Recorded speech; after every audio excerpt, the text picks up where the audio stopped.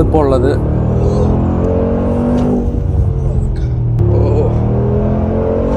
Mercedes ബെൻസിന്റെ G63 G-Wagon AMG ഉള്ളിലാണ്. ഇതൊരു 2023 മോഡലാണ്.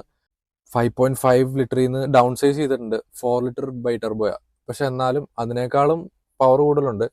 ഇതിന് ഏകദേശം 550 HP 800 Nm ടോർക്ക് ഉണ്ട്. നമുക്ക് പിന്നെ ഇന്റീരിയർ ഒന്ന് പരിചയപ്പെടാം.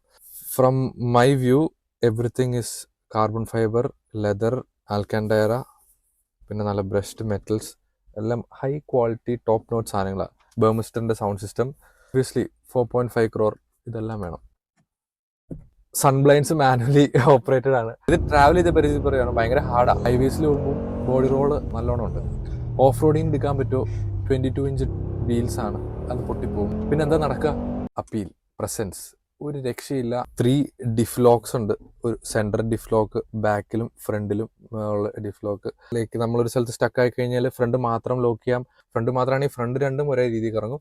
ബാക്ക് മാത്രമാണെങ്കിൽ ബാക്ക് രണ്ടും ഒരേ രീതിയിൽ കറങ്ങും. ഏത് സൈഡിലാണോ സ്റ്റക്ക് ആയിരിക്കുന്നത് അതുപോലെ.